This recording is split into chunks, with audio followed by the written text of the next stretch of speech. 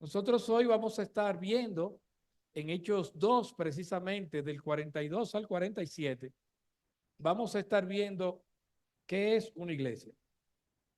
Nosotros hemos titulado el mensaje de esta mañana, la iglesia, más que orden y doctrina.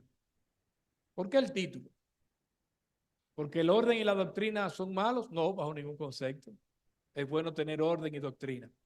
Pero la verdad es que el concepto de iglesia va más allá que el orden y la doctrina. Y eso es lo que vamos a tratar de ir viendo en esta mañana, Dios mediante. Y antes de empezar, si les parece bien, aunque hemos orado 2 veces, la oración nunca sobra, ¿verdad? Vamos a orar una tercera vez.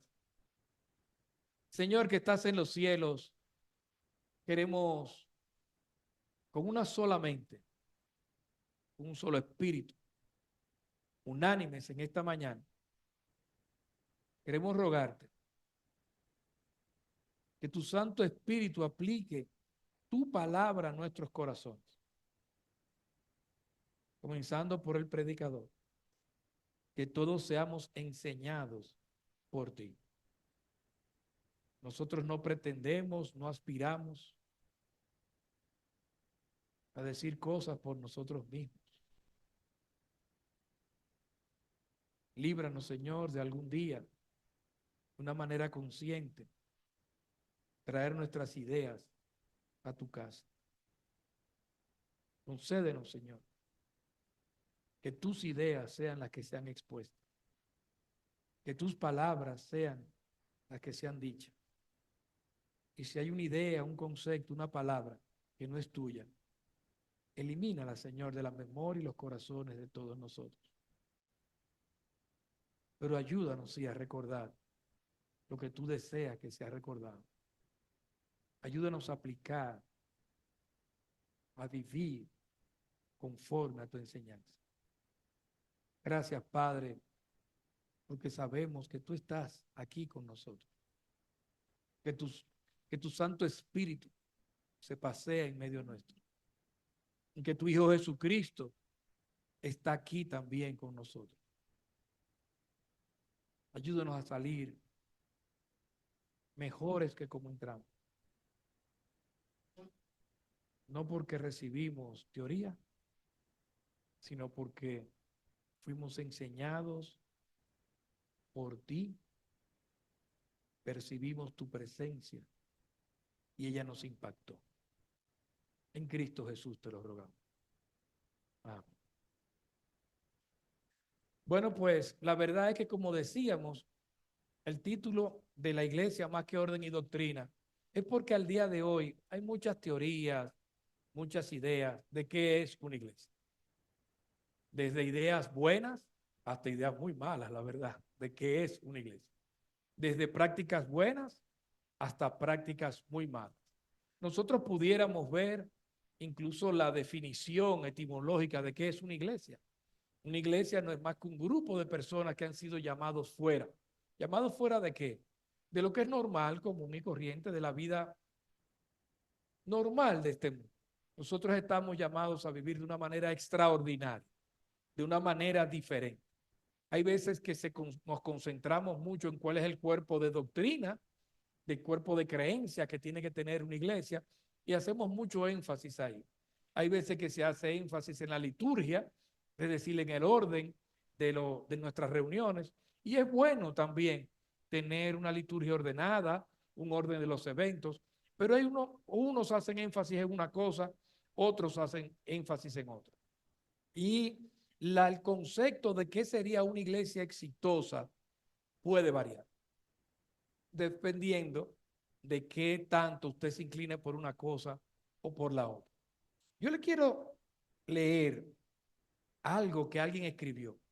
El autor es Jared Wilson, es un pastor de Estados Unidos, y él dice, miren, quizás uno lo lee y se recuerda un poco este discurso de Martin Luther King Jr., de yo he tenido un sueño.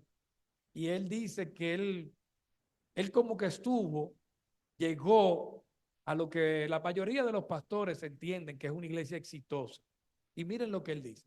Ese es un pastor reciente, no estoy hablando de alguien del siglo pasado, algo así. No, no, no, o de de los 1800, alguien de ahora, de ahorita.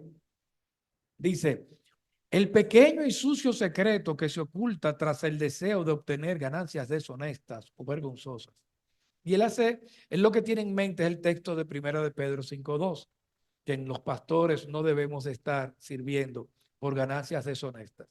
Pero las ganancias deshonestas, él explica en otro sitio, que no es tan solo manipular a la gente para sacar dinero o estar en un púlpito por el dinero, sino que tratar de obtener ganancias deshonestas puede ser cualquier cosa que no sea digno de Dios, hasta la fama, hasta la reputación que uno puede querer obtener a través de un púlpito. Y dice, el pequeño y sucio secreto que se oculta tras el deseo de obtener ganancias deshonestas, vergonzosas, es este. Nunca hay suficiente. Una de las cosas más útiles que he leído sobre estos temas proviene de un pastor llamado Justin Anderson, quien realizó el sueño. Decía este autor, he visto la tierra prometida, escribe, y simplemente está bien. ¿No es eso refrescante? Anderson elabora. Durante los últimos 2 años he estado viviendo el sueño. Nuestra iglesia ha visto un crecimiento explosivo. La gente se salva, se bautiza y se une a grupos todo el tiempo. Tenemos 4 campos, miles de personas y un excelente personal. Finalmente, todo el trabajo de la plantación de iglesias dio sus frutos y la perspectiva del estrellato de la mega iglesia es una realidad. La mayoría de nosotros queremos alguna versión de esto en el ministerio. Finalmente llegué a la tierra prometida y puedo informar que todo está bien. No me malinterpretes. Hubo partes que me encantaron, pero al final del día siempre hay más por hacer. Siempre hay otra idea, una colina que escalar o una batalla que pelear. Nunca termina. Nunca termina. Activismo, activismo, activismo. Más cosas por hacer, más cosas por hacer, más ministerios. Uno tras otro, deseando atraer gente, quizás con el complejo de Babel. Hagámonos de un nombre. Y si nos hicimos de un nombre y somos famosos, ya llegamos al sueño. La verdad que es triste. Es triste. Bueno, depende de la óptica que se tenga, ¿verdad? Porque es posible que alguien diga, no, eso está fabuloso. Pero él no lo valora eso. Él lo ve como triste. Y quizás por esa razón es que muchas iglesias no están creciendo o crecen hasta ahí, pero no tienen profundidad. Leí o escuché a alguien decir que hay personas que son tan pobres que solamente tienen dinero.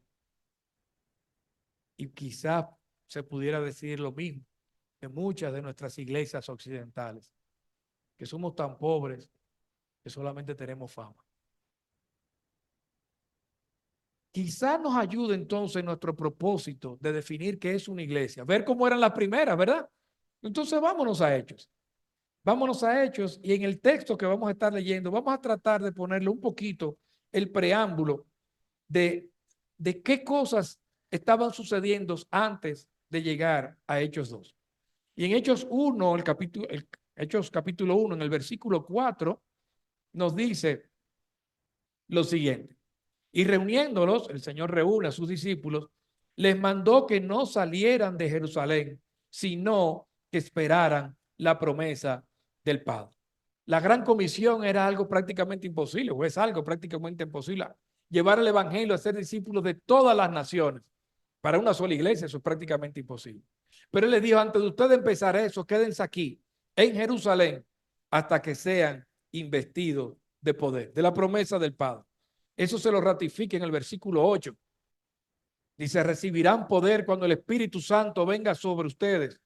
Y entonces, dice, y serán mis testigos en Jerusalén, en toda Judea y Samaria, hasta los confines de la tierra.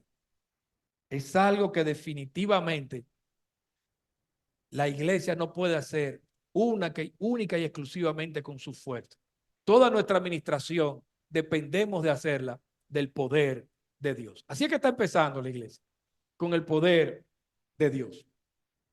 Y dice el versículo 14 del mismo capítulo, todos estaban unánimes, una sola alma, entregados de continuo a la oración. No era que estaban de vez en cuando haciendo esto, sino que estaban como si fuera una calcomanía. Esa es la idea en el original, que estaban adheridos, pegados a la oración constantemente, esperando que viniera el Espíritu Santo y que ellos pudieran ser revestidos con poder de lo alto. Y eso es lo que ocurre en el capítulo 2.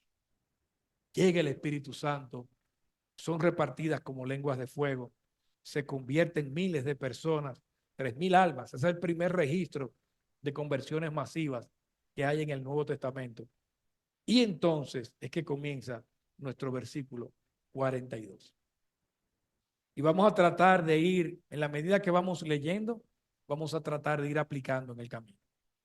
Dice, y se dedicaban continuamente, noten la misma expresión que acabamos de leer en el versículo 14, pegaditos ahí, se dedicaban continuamente a las enseñanzas de los apóstoles. Fíjense que no es cualquier tipo de enseñanza, el cuerpo de doctrina es importante, es lo que hemos recibido del Cristo Jesús a través de los apóstoles, a través de cada uno de sus discípulos, de sus maestros, hasta el día de hoy.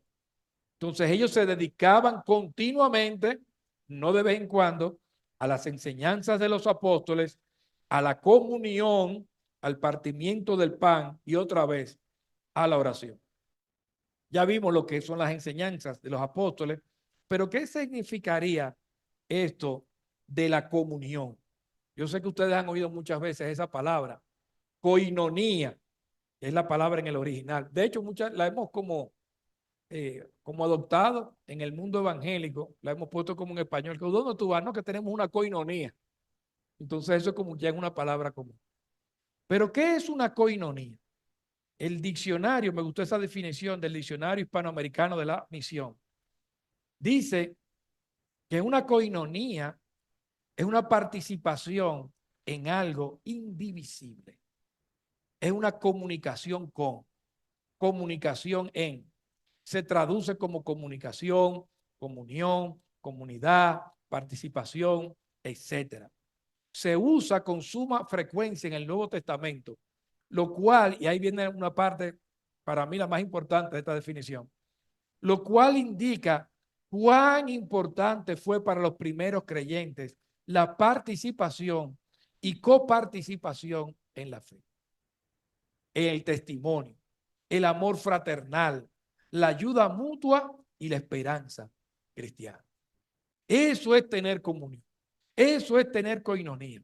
Comunión, comunicación, fe, testimonio, ayuda mutua, esperanza que podemos compartir. Noten que va más allá de mirar un juego de fútbol juntos. Es algo más profundo, más espiritual. De hecho, el mismo diccionario define koinonía del espíritu. Dice que la frase designa a un grupo de cristianos que se reúne con el propósito de estudiar la Biblia bajo la guía del Espíritu Santo. Cuando esto ocurre, se dice que experimentan una koinonía, que tiene resultados transformadores. En esta comunión son tocados por la palabra y el Espíritu y descubren que la manera de aprender de Jesús es en el contexto de una comunidad de creyentes que son enseñados por el Espíritu Santo. Según Howard Snyder, la idea de la coinonía del Espíritu sugiere que la iglesia debe proveer estructuras en las que, uno, los creyentes se reúnan; dos, se aliente la intercomunicación; tres, una atmósfera informal permita la libertad del espíritu; y cuatro, el estudio bíblico directo es central. Por extensión, la frase se aplica a cualquier iglesia bíblica y en especial a los grupos pequeños de creyentes. Tenemos dos definiciones: koinonía y coinonía del Espíritu. Cómo poder reunirnos unos con otros. Y fíjense lo importante que es ser enseñados directamente por el Espíritu Santo y que nosotros mismos, de manera directa, estudiemos nuestra palabra. Que no seamos meramente consumidores, que no vayamos a una clase simplemente a que nos enseñen. Todo eso está bien, pero que además de todo esto, nosotros mismos como discípulos de Cristo, busquemos qué dice Él en su palabra bajo la guía del Espíritu Santo. Y todos nosotros podemos hacer eso. Pero lo que más me chocó a mí fue la tercera definición que vi. Coinonitis. Todo lo que termina en itis por lo regular es malo. Sí, por lo regular. Las inflamaciones, las infecciones, todo por lo regular es itis. Entonces mire cómo define este diccionario coinonitis. Una enfermedad en el proceso de crecimiento de la iglesia que ocurre cuando un exceso de comunión hace que la iglesia se vuelque hacia adentro, se repliegue sobre sí misma y pierda de vista a los no cristianos que necesitan ser ganados para Cristo. Dice, cuando hay mucha, no sé cómo decir chercha aquí, mucha relajo, mucha jarana, que solamente lo único que vamos a nuestras reuniones son simplemente sociales. Está bueno que que hablemos de fútbol y todo eso, pero hay veces que las reuniones de grupos pequeños, nuestras reuniones de sociabilización, principalmente es la comida, la bebida. Dicen que los evangélicos no beben, pero comen. Esa es una frase. No sé. Entonces, es eso. Mucho, no sé qué frase utilizan aquí, pero es mucho de eso. Mucha sociabilización. Pero entonces no salimos. Lo que hacemos es que nos vamos hacia adentro a pasar un buen tiempo y más nada. Eso es bueno, pasar un buen tiempo, pero pues aquí la idea de coinonía trasciende solamente y exclusivamente el buen tiempo. Entonces, fíjense, ahí tienen coinonía en el espíritu y coinonitis para evitar esto. Pues eso no es lo que tenía esta iglesia. Esta iglesia tenía definitivamente una comunión en el espíritu. Con el partimiento del pan, la enseñanza, estaban continuamente, no solamente un día, y tenían el partimiento del pan y la oración. Pero eso no se queda ahí. Dice el versículo 43. Sobrevino temor a toda persona y muchos prodigios. Había cosas que estaban sucediendo ahí que parecían cosas extrañas. Y cosas extrañas eran porque era algo sobrenatural que no se podía explicar como un fenómeno natural solamente con la razón. Entonces ahí estaban sucediendo cosas. Dice que se hacían prodigios y señales por los apóstoles. El poder que el Señor les dijo que lo esperaran estaba ahí presente día a día, no solamente en un momento dado, sino día a día. Y eso provocó lo que dice el versículo 47, que ellos encontraran entonces favor con todo el mundo, favor con todo el pueblo de Dios. Noten cómo sigue leyendo, cómo seguimos leyendo a partir del 43. Dice que sobrevino temor a toda persona, muchos prodigios y señales se hacían todos por los apóstoles y todos los que habían creído. Noten cómo va el énfasis.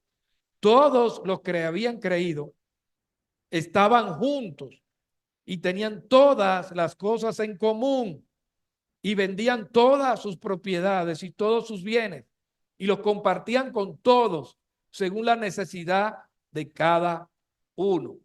Todos, unánimes, en común. Era un solo cuerpo. Y eso era cuando, de vez en cuando, la reunión de los domingos, la reunión del grupo pequeño, la reunión de tal o cual ministerio. Dice el versículo 46. Y eso se hacía día tras día. Esa expresión día tras día que se repite nuevamente en el 47 cuando dice cada día, notan el énfasis del texto, día tras día, cada día, todos juntos, unánime, no era algo ocasional, ese día tras día está en una posición de preeminencia en ese texto, en ese versículo. Encabeza el versículo. Cuando eso ocurre, es una posición de preeminencia, que lo que el autor quiere destacar es eso. Y lo que Lucas está destacando aquí es que no era simplemente un servicio, un culto, sino que era algo diario, unánimes, todos juntos, en comunión, día tras día. ¿Qué hacían? Dice que continuaban unánimes en el templo, unánimes en el templo. Y el 44 arriba, el 46, dice que había juntos, común, todos juntos. 46. Día tras día continuaban unánimes en el templo, partiendo el pan en los hogares y comían juntos con alegría y sencillez de corazón. Hay algunas personas que ven aquí ese partir el pan que habíamos mencionado anteriormente. En el 42 hay discusión de si es la Santa Cena o no, porque aquí abajo lo separa partiendo el pan y comían juntos. Pero la verdad es que lo que está destacando aquí es que esta era una experiencia diaria. Y si ustedes recuerdan el caso de Corintio, que es un caso malo, un mal ejemplo, donde Pablo dice, ¿acaso ustedes no tienen casa donde coman? Que tienen que ir a la cena del Señor y cada cual se adelanta y come primero. Es decir, que la comunión y la Santa Cena para ellos era común que fuera un evento, aunque fueran tiempos separados, que fuera un evento único, el mismo tiempo. Cuando digo el mismo tiempo es que fuera en la casa de fulano, de Perencejo, el día tal y comenzamos a tal hora. Y ahí se daban un par de eventos. Se hacía una cena y después se hacía la Santa Cena. Eso era muy común. Y aquí vemos que estaban haciendo ambas cosas. ¿Por qué es importante y destaca tanto la comida? Me gustó otro comentario. Miren que lo bueno de esto, que el comer juntos, estar unánime, no es solamente quitarse el hambre. Y esto era algo que estaba para ellos, tenía una implicación. Hay un comentario de interpretación que nos dice lo siguiente. Dice, comer juntos es una señal de unidad, solidaridad y amistad profunda. Una señal visible que las barreras sociales que alguna vez plagaron a estas personas se han derrumbado. Probablemente la iglesia de Pedro en los días de Lucas no conocería nuestra distinción entre la iglesia meramente partiendo el pan y la iglesia partiendo el pan como una actividad religiosa sacramental. En la buena manera judía, cuando se dice la bendición en la mesa se convierte en un lugar sagrado y comer juntos en una actividad sagrada. Quizás cada comida de la iglesia fue vivida como una anticipación del banquete mesiánico, un anticipo de la promesa de Jesús de que sus seguidores comerían y beberían en mi mesa, en mi reino. No era solamente comer arepa, aunque en aquella época no había arepa, lamentablemente, pero ahora podemos disfrutar de unos menús, ¿verdad?, más completos, porque la arepa, ¿quién? ¿Cuál de ellos? Yo he entendido hoyito, algo de ese hoyito. Huevitos, ajiaco, nada de eso se menciona aquí, ¿verdad? O sea que nosotros tenemos un menú, si se quiere, más rico, según nosotros. Pero noten que no es solamente satisfacer el hambre, hay un compartir. Usted no invita a su mesa, a la casa, a cualquier persona. Pero aquí estamos viendo que esta realidad de que somos hermanos en Cristo se ve, no importa la posición, la clase social, estamos unidos. Yo abro las puertas de mi casa y te recibo con amor y compartimos una mesa. Y en esa mesa no solamente nos gozamos con lo comido y disfrutamos de una buena comida, un buen alimento, sino que nos traemos a la memoria, recordamos que en algún día nosotros también nos sentaremos a la mesa con el Cordero de Dios, con nuestro Señor Jesucristo, y podremos compartir ahí con gozo, alegría y sencillez de corazón. Y eso era lo que estaban ahí. Noten que no es algo que se da única y exclusivamente en un templo o en una reunión semanal, sino que el énfasis es cada día, juntos. Somos pueblo, somos hermanos, compartimos y vivimos en comunión. Pero no solamente eso. Dice el versículo 46. Ya hemos visto inclusive que había una parte donde ellos se solidarizaban unos con otros para que no pasaran necesidad. Sino que dice el mismo versículo 46 que esa parte de comer y partir el pan, dice que la hacían de una manera. Estaban juntos con alegría y sencillez de corazón. No era un asunto como, óyeme, qué cosa. Mire lo que nos han puesto a la iglesia a hacer ahora. Diga, comer juntos. Mira a ver qué es lo que hay ahí. Hay algo que se esté por vencer para ver si salimos de eso. O sea, para salir de eso. No, hay alegría en recibir a mi hermano, hay júbilo, una alegría exuberante. Yo estoy contento de recibir a mi hermano y le doy lo mejor que podamos tener a la mesa. Yo recuerdo un familiar, está fallecido ya, pero ese familiar en Venezuela, recuerdo que brindaba, eran inconversos todos, entonces brindaba de la bebida más barata que estuviera disponible. Había un barcito, cuando llegaban las visitas, le brindaban la bebida más barata. Cuando se iban, le daban vuelta al barcito, había como un espejito, le daban vuelta, y ahí estaba la bebida buena detrás. Y uno decía, pero ¿por qué la bebida buena? Dice, porque lo mejor es para la familia. La verdad que suena interesante el concepto de que lo mejor es para la familia, pero le brindaban lo peor a las visitas. Nosotros somos la familia de fe. Que lo mejor sea para la familia. Que lo mejor sea para la familia. Y si vamos a brindarle a personas que no son de la familia de fuera, bríndele lo mejor también, para que ellos vean el amor de Dios. Ahí estaba entonces, con alegría, pero no solamente con alegría, sino dice que con sencillez. Y me gusta esta palabra en el original. Vuelvo y reitero, yo no soy erudito en el idioma griego. Yo les he dicho que si usted tiene un dedo y una buena aplicación, ya entonces puede ser un erudito en el idioma, más o menos. Pero aquí es bueno como que veamos la etimología de esta palabra, cómo se compone. Y la palabra es afelotes. A, sin, y felotes, una piedra que usted encuentra en el camino, que puede tropezar. Por eso es que esta palabra se puede ser traducida como simplicidad, benevolencia pura expresada en acto. No hay nada entre tú y yo que no sea de tropiezo. Hemos removido toda piedra del medio. Podemos vernos cara a cara, con sencillez, con alegría. No tenemos como un recoveco, algo que se nos retuerce el corazón, una mala interpretación, un odio, o algo que no, una sospecha, una suspicacia. Él viene para aquí, pero recojan bien, porque tú sabes cómo es. Esa hermana es chismosa. La hermana es chismosa y se fija en todo y qué es lo que hay, vamos a recoger esto. O sea, no hay eso como te voy a recibir, pero me tengo que cuidar de tu reacción. Hay alegría en recibirte y hay sencillez de corazón. No hay ese problema. Hay benevolencia pura en el acto.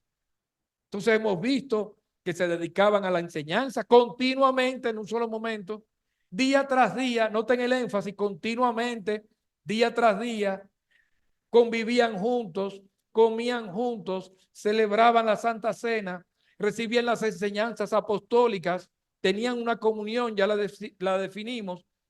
También vimos que se solidarizaban unos con otros. ¿Y qué pasó ahí? Vimos el preámbulo también, cómo recibieron el poder de Dios para estar juntos y hacer la obra de Dios. ¿Y cuál fue el resultado? Versículo 47. Y alabando a Dios, hallando favor con todo el pueblo, la gente los miraba y decían, wow, esta gente son diferentes. Hay algo aquí que es diferente. Se aman, están juntos. Ahí está el poder de Dios. Hay algo diferente en ellos. No son como los religiosos que conocemos. hay sinceridad, son un solo pueblo. Dice que hallando favor con todo el pueblo y con ese poder de Dios, el Señor añadía, oigan el tremendo método de evangelismo, la forma de vivir de estos cristianos demandaba una explicación. La gente se hacía preguntas. Y como el poder de Dios estaba derramado en estas comunidades, dice, y el Señor añadía cada día al número de ellos los que iban siendo salvos. Definitivamente, si nosotros recordamos el primer y el segundo mandamiento, que es la clave de toda la ley y los profetas, eso fue lo que le preguntaron al Señor. ¿Cuál es el más grande mandamiento? Amarás al Señor tu Dios con toda la fuerza de tu alma, con toda la fuerza de tu corazón y con toda la fuerza de tu mente. Y el segundo es semejante, y a tu prójimo como a ti mismo. De estos dos mandamientos dependen toda la ley y los profetas, toda nuestra doctrina, todo nuestro cuerpo de creencias, todas nuestras prácticas están basadas en esos dos mandamientos, no en paquetes eclesiásticos, no en activismo, no en que queremos ser más grandes, sino en que amemos a Dios y que amemos a nuestro prójimo. De ahí depende toda la ley y los profetas. Es ahí que está, en que nos amemos, que tengamos comunión, que podamos remover las cosas que nos separan, que no tengamos recovecos en el corazón unos con otros. Y ahí el Señor se agrada y derrama su poder y llama cada día los que han de ser salvos. El Señor no desea que tengamos un club. El Señor lo que desea es que seamos un pueblo unido, que lo busquemos y que vivamos conforme a esto. En conclusión, mis queridos hermanos, la estructura organizativa, la planificación, el cuerpo de creencias, todo eso es importante, pero eso no define la esencia comunitaria de una iglesia según la cosmovisión judía original. Como los judíos veían el mundo, era así en comunidad, según esta iglesia. Y eso fue lo que quiso utilizar Cristo para formar iglesias alrededor del mundo. Por lo tanto, el orden y la doctrina son importantes, la planificación también, pero la esencia es la comunión los unos con los otros.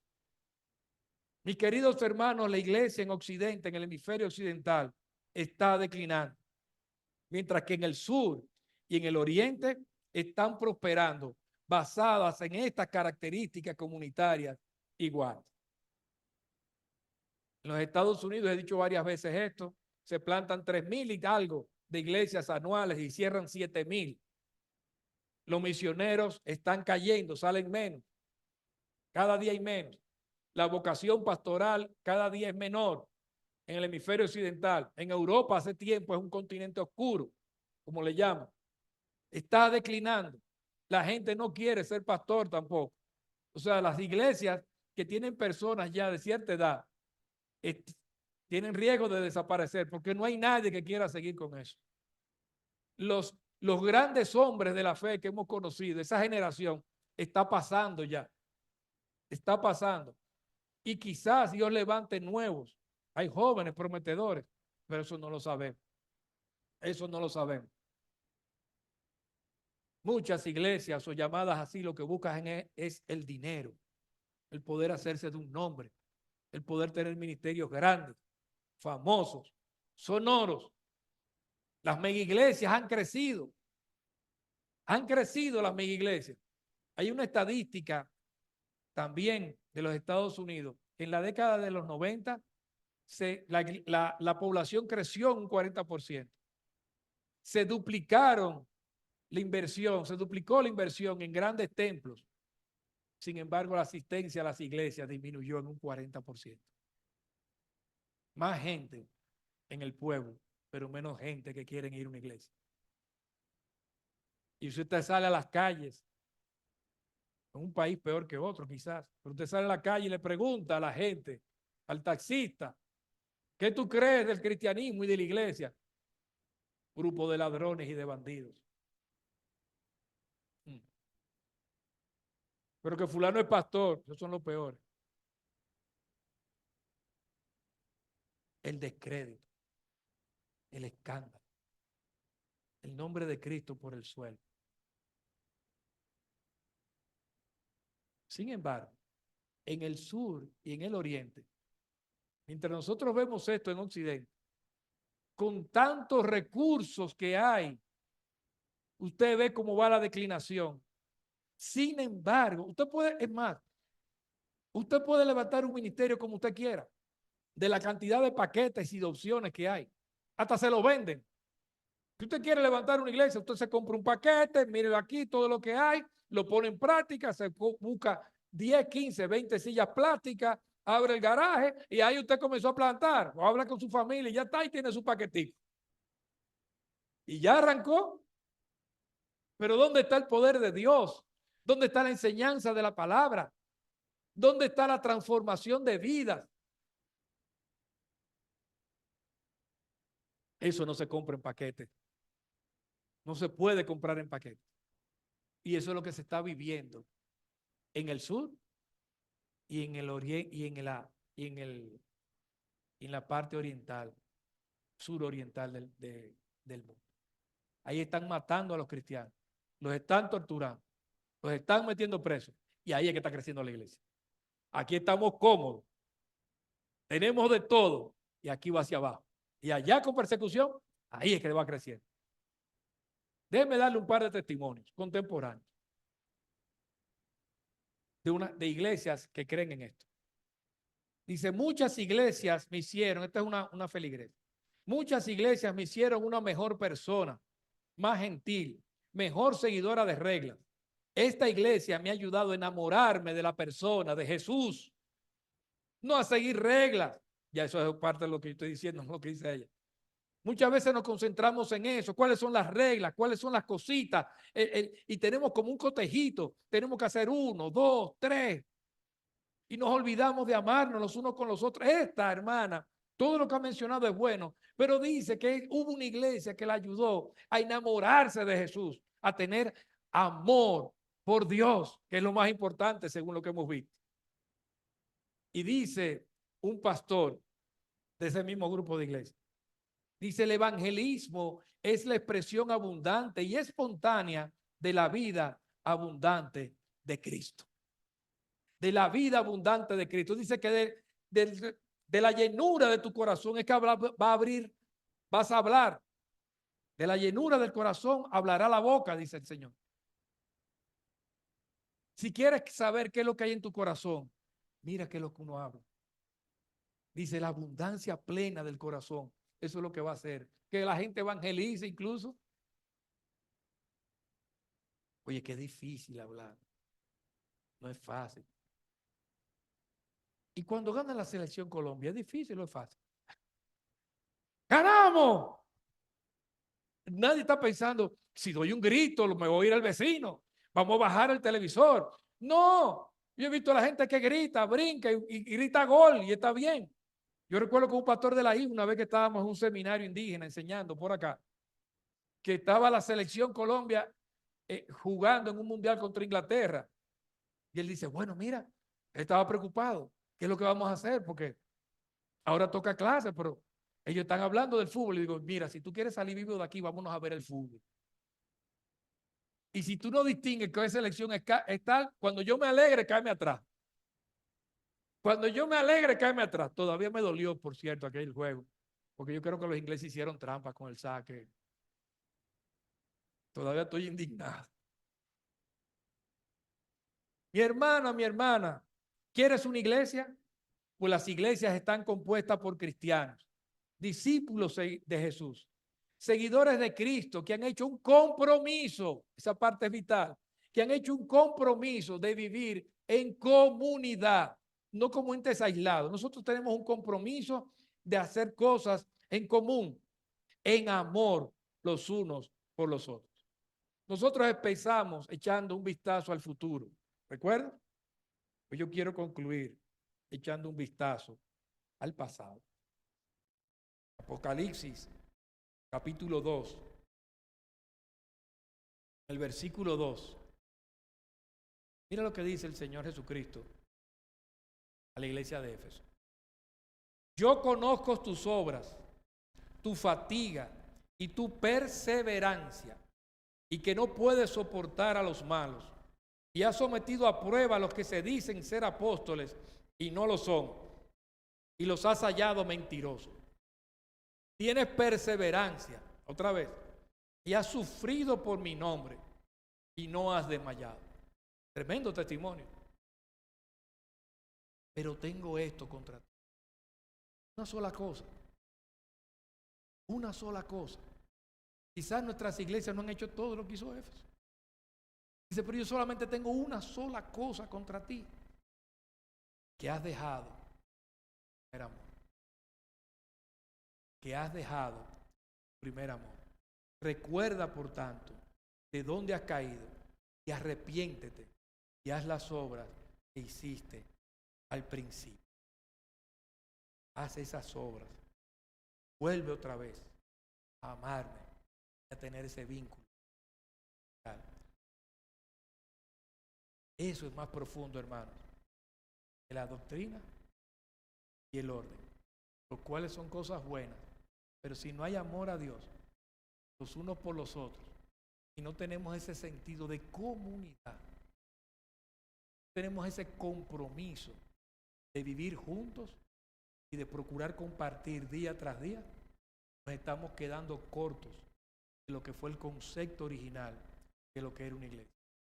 Nosotros somos más que una institución, más que un club, más que una empresa. Nosotros somos una comunidad, una iglesia que ama a Dios, un grupo de cristianos, de discípulos que ama a Dios, que quiere aprender por amor a Dios y que se ayudan mutuamente por amor los unos a los otros. Eso es una iglesia.